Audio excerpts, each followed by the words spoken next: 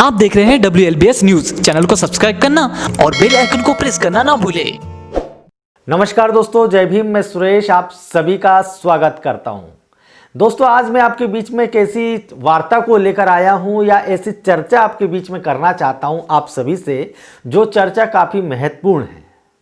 आप कई बार जब मेरी सोशल मीडिया में अगर आप मेरे से जुड़े हुए हैं सोशल मीडिया में, फेसबुक में, ट्विटर में या यूट्यूब देखते होंगे मेरे वीडियोस, तो आपने देखा होगा जब भी जातिवादी आतंकवाद इस देश में होता है या आतंकवाद की जो घटनाएं होती, कौन से जातिवादी आतंकवाद की, है ना। और जातिवादी आतंकवाद में इसलिए कहता हूं, और एक बात और कहता हूं साथ में, कि विश्व का सबसे बड़ा आतंकवाद है तो जातिवादी आतंकवाद है ना।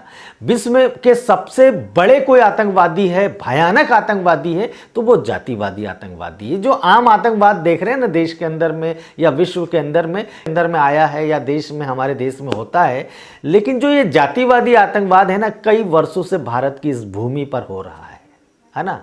और ये जो आतंकवाद है, इसके कई लोग शिकार होते हैं, प्रत्यक्ष या अप्रत्यक्ष रूप से। हालांकि जब स्वतंत्र भारत जब हमारा हुआ और उसके बाद में जब भारत देश का संविधान बना और उसके बाद में जो सख्त कानून बने, तो उसके बाद जो ऐसे आतंकवादी है ना, खुल्लम खुल्ला आतंकवाद नहीं कर पाते हैं, प्रत्यक्ष और अप्रत्यक्ष रूप से करने की कोशिश करते हैं। और जहां अशिक्षित लोग रहते हैं, जहां गरीब लोग रहते हैं, जहां कमज़ोर तबका रहता है, जो जानते नहीं अपने संवैधानिक हकों को, कानून के बारे में जिन्हें जानकारी नहीं है, उनके साथ ये हरकत करते रहे ये आतंकवादी लोग। उनको सबक सिखाने के लिए बड़े बड़े कठोर कठोर कानून हैं, लेकिन उसका इम्प्लीमेंट जो है ना, हमारे जो कानून व्यवस्था को जो संचालित करता है, पुलिस प्रशासन या जो न्याय व्यवस्था है, कहीं ना कहीं वो भी कहीं ना कहीं जातिवादी आतंकवाद को, अगर मैं आरोप लगाऊं, तो कहीं ना कहीं उसको संरक्षण देती है। बहुत गंभीर बात बोल रहा हूं मैं ये बात। तो चलिए, उस गंभीर बात पर आप कभी सोचिएगा कि मैंने ऐसा क्यों कहा। तो आज मैं बात करने जा रहा हूं 7 दिसंबर की एक खबर जो BBC हिंदी में प्रकाशित हुई। वो खबर ये थी, गुजरात से खबर आई थी। वो खबर ये थी कि एक युवक ने कथित ऊंची जात का सरनेम रख लिया अपने नाम के आगे। कथित ऊंची जात बोल रहा हूँ, ये भी मेरे एक एक शब्दों को थोड़ा सा ध्यान से देखिएगा। यदि कुछ त्रुटि करता हूँ तो उसको मत ध्यान दीजिएगा, लेकिन मैं जो बात बोलता हूँ ना, उसको जरूर ध्यान से सुना करें। कथित ऊंची जात का जो सरनेम है, एक अनुसूचित जाति के युवक ने, गुजरात की घटना बता रहा हूँ, उसने रख लिया नाम के आगे।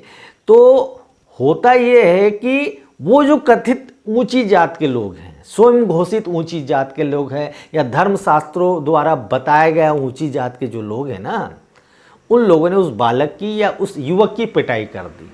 ये खबर जैसी आई तो मैंने पोस्ट किया फेसबुक में या ट्विटर में भी किया था। मैंने ये किया था कि जिस कथित धर्म में तुम्हें शूद्र, अछूत, नीच और अपमानजनक दृष्टि से देखा जाता है, वो धर्म या वो व्यवस्था तुम्हारे लिए नहीं है। तुम्हारे लिए मतलब मैं किसकी बात कर रहा हूँ, किसके कारण ये बात कर रहा हूँ? मैं ये बात इसलिए कर रहा हूँ क्योंकि उस युवक को, और वो युवक अनुसूचित जाति का था, वो अपने आप को हिंदू भी मानता है। उस युवक ने अपना जो सरनेम है थोड़ा सा अच्छा वाला रख लिया। उसको ऐसा लगा कि ये सरनेम ऊंची जात का है, लोग मुझे सम्मान की दृष्टि से देखेंगे, आखिर मैं तो हिंदू हूँ, गर्व से कहता होगा वो भी हिंदू। उसने बोला क्या रखा है सरनेम में, कोई भी सरनेम रख लो। जैसे नाम कोई शेर सिंह रखता, कोई गधा लिख लेता, गधा नहीं लिखता, कोई रामलाल लिखता है तो कोई श्यामलाल लिखता है। नाम में क्या रखा है ना। यदि किसी को लगता है कि ये नाम रखना चाहिए वो रख लेता है। तो आजकल लोगों को लगता है ये सरनेम अच्छा नहीं लग रहा, ये रख लो, ये रख लो। आजकल सब स्वतंत्र है ना, लेकिन कुछ लोगों को मिर्ची लगती है। कैसी लगती है? मिर्ची। और जब मिर्ची लगती है तो वो उनका जो आतंकवाद है ना, वो जाग जाता है, जातिवादी आतंकवाद जाग जाता है। उसी के तहत उन लोग इस प्रकार की घटनाएं कभी कभी कर देते हैं। तो मैंने यही लिखा कि जिस कथित धर्म में तुम्हें शूद्र, अछूत, नीच कहा गया है, वो धर्म तुम्हारे लिए नहीं है यार। यदि तुम्हारे लिए रहता तो तुम्हारे साथ या तुम्हारे पूर्वजों के साथ चलिए, जो हुआ तो हुआ। लेकिन आज भी अगर ऐसा हो रहा है तो वो तुम्हारे लिए कैसे हो सकता है, जिसमें तुम्हें अपमान झेलना पड़ रहा है, अपमान के साथ साथ पिटाई भी पड़ रही है, पिटाई के साथ साथ तुम्हारे साथ बहिष्कार भी होता है, तुम्हें हेय दृष्टि से भी देखा जाता है, तुम्हें इंसान नहीं समझा जाता, बहुत सारी बातें हैं। तो मैंने यह बात लिखा। उसके आगे एक लाइन और लिखा मैंने, ये तुम्हें गुलाम बनाने का एक षड्यंत्र है। अभी भी जाग जाओ, बुद्ध से लेकर कबीर, रविदास, ज्योतिबा फूले, गाडगे बाबा, तुकडोजी महाराज, संता जी और उसके अलावा बहुत सारे ऐसे महापुरुष हैं, उनके संघर्षों को जानो। डॉक्टर बाबा साहेब को जानो, डॉक्टर बाबा साहब ने क्या संदेश दिया उसे जानो, उन्होंने हमें कौन सा मार्ग दिखाया उसे समझने का प्रयास करो। उन्होंने इस व्यवस्था से निकलने के लिए, सम्मानजनक जीवन जीने के लिए कौन सा रास्ता दिखाया उसको समझो। समता, स्वतंत्रता, न्याय और बंधुत्व का जो मार्ग इन महापुरुषों ने हमें बताया उसको जानो।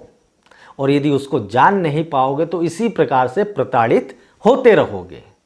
दोस्तों, मेरी ये जो लाइनें हैं कौन सी खराब है? ये जो मेरी लाइनें हैं, मेरे ख्याल से मिर्ची उन्हें लगेगी जो कहीं ना कहीं मानसिक रूप से गुलाम है या अंधभक्त हैं। ये मैंने प्रतिक्रिया क्यों दिया था, यह सोचने की बात है। मैंने यह प्रतिक्रिया इसलिए दिया था क्योंकि उस युवक के साथ ये जो घटना घटित हुई उसके विरोध में मैंने ये बात कही थी और हकीकत बताया था, उसकी जड़ बताया था कि ये घटना क्यों घटित हुई।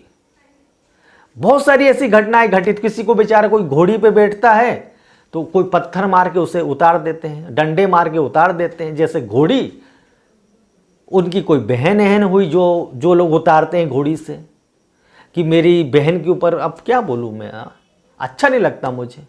जब इस प्रकार की तुम संज्ञा देते हो तभी तो तुम किसी को घोड़ी पे बैठने से उतारते हो ना मेरे भाई। तो नहीं तो क्या आपत्ति होती है ना, कोई जानवर के ऊपर बैठ गया, कोई सोफा सेट के ऊपर बैठ गया, कोई बाइक के ऊपर बैठ गया, तकलीफ नहीं होना चाहिए ना। खबर को पढ़कर या उस मेरी प्रतिक्रिया को पढ़कर लोगों को गुस्सा वो घटना जिन लोगों ने घटित की है उन पर नहीं आया, उनका जो गुस्सा है मेरे ऊपर उतर गया।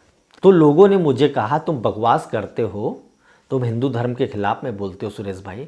दोस्तों, मैं आपसे जानना चाहता हूं, किसी व्यक्ति ने अपना नाम रामलाल रख लिया या सरनेम कुछ भी रख लिया तो तुम्हें पीड़ा क्यों हो रही है? अगर वो बंदा भी हिंदू ही ना, वो बंदा जिसको तुमने पिटाई की है वो कौन था?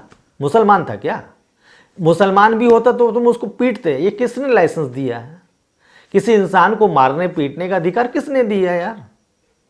यदि कुछ ऐसा होगा तो हम उसका विरोध नहीं करेंगे क्या? और उसका विरोध जिस व्यवस्था के कारण हुआ तो उस व्यवस्था पर उंगली नहीं उठाएंगे क्या? और उंगली हम इसलिए उठा रहे हैं क्योंकि उसमें पिटने वाले लोग जो है ना, उसमें प्रताड़ित होने वाले जो लोग हैं वो हमारे भाई लोग हैं। वो कहीं ना कहीं हमसे उनका ताल्लुक है।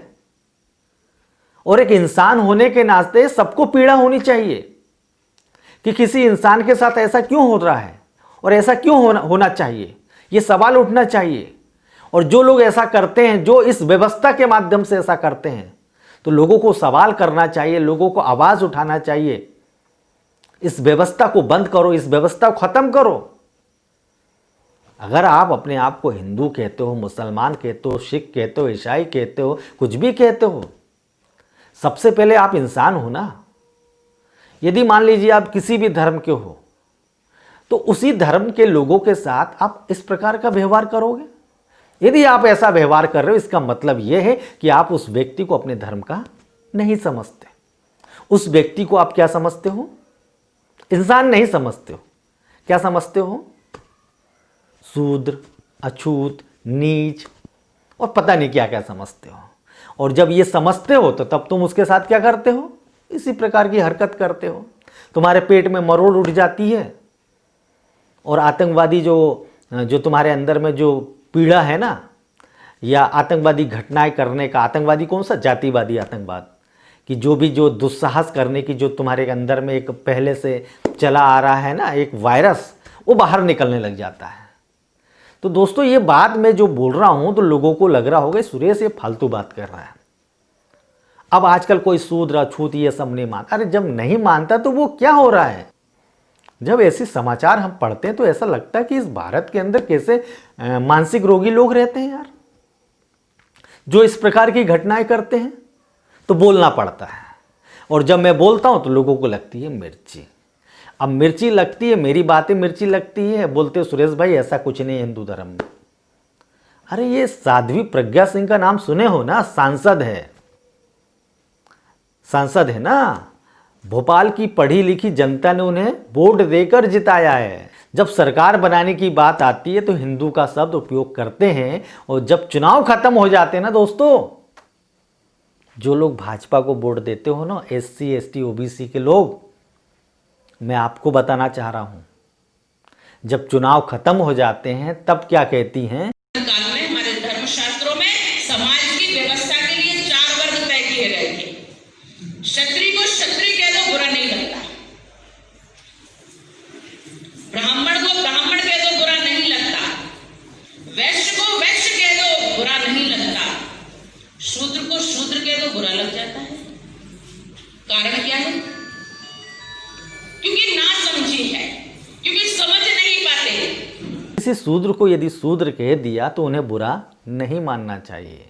बुरा क्यों लगता है, ऐसे सवाल कर रहे हैं। कम से कम ये तो समझ लीजिए, जो खासकर भाजपा को सपोर्ट करते हैं और हिंदुत्व की बात करके भाजपा के साथ में हैं, वो ये समझ ले कि चुनाव के समय आप हिंदू हो, चुनाव के समय ये कहेंगे कि गर्व से कहो हम हिंदू हैं, लेकिन चुनाव खत्म हो जाएगा तो क्या कहेंगे? यदि कोई आपको शूद्र कहे तो बुरा मत मानो, हंसो, खुश हो जाओ, लेकिन जब चुनाव आए तो अपने आप को हिंदू कहो।